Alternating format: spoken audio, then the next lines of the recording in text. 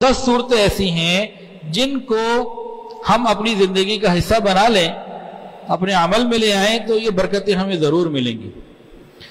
علامہ جلال الدین سیوطی رحمۃ اللہ علیہ، علامہ جلال الدین سیوطی رحمۃ اللہ نے لکھا ہے کہ 10 چیزیں 10 چیزوں کو روک دیتی ہیں۔ اب دل کے کانوں سے سن لیجئے، ان پر عمل کر لیجئے، آپ کو کسی عامل کے پاس جانے کی انشاءاللہ کبھی ضرورت نہیں پڑے گی۔ پہلی بات، الفاتحہ تمنع غضب الرب، جو شخص سورہ فاتحہ کی تلاوت کرتا رہتا ہے اللہ تعالیٰ کے غضب سے سورہ فاتحہ اس کو بچا لیتی ہے۔ غضب ربی سے بچنا ہو تو سورہ فاتحہ کی تلاوت کیجئے۔ یاسین تمنع عطش القیامہ، سورہ یاسین کی تلاوت قیامت کے دن کی پیاس بجھا دیتی ہے، تو قیامت کے دن کی پیاس بجھانے کے لیے سورہ یاسین کی تلاوت کیجئے۔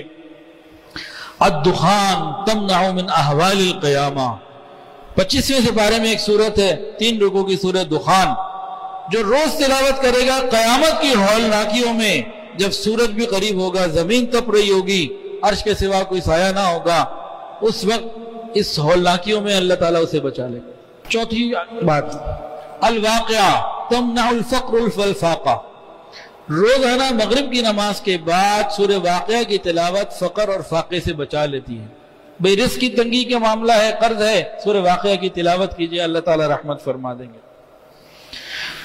5ویں سورت تو بڑی پیاری ہے جی، الملک تمنع عذاب القبر، سورہ ملک کی روزانہ تلاوت کرنا یہ قبر کے عذاب سے بچا لیتا ہے۔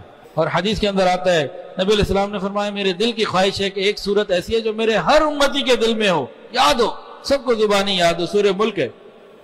30 آیات آپ نے فرمایا کہ 30 آیات ہیں سورہ ملک کی، تو جن کو تو یاد ہے روز پڑھیں، جن کو یاد نہ ہو دیکھ کے پڑھیں، اور یاد ہر آدمی کرنے کی کوشش کرے۔ ایک آدمی کہتا ہے جی میرا حافظہ کمزور ہو گیا، میں کیسے یاد کروں؟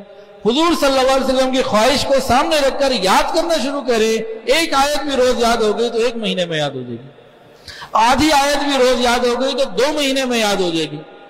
کیا اتنے ہم کمزور ہو گئے کہ آدھی آیت بھی یاد نہیں کر سکتے؟ بھئی 3 مہینے میں یاد ہو جائے گی، کیا اپنے محبوب کی، اپنے نبی کی اس خواہش کو نہیں پورا کر سکتے؟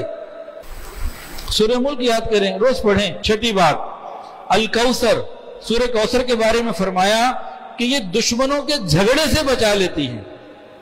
ہمیں جھگڑا کرنے کی، جواب دینے کی کیا ضرورت ہے؟ سورہ کوثر کی تلاوت کریں، اللہ تعالیٰ ہمیں جھگڑوں سے نکال لیں گے، بچا لیں گے۔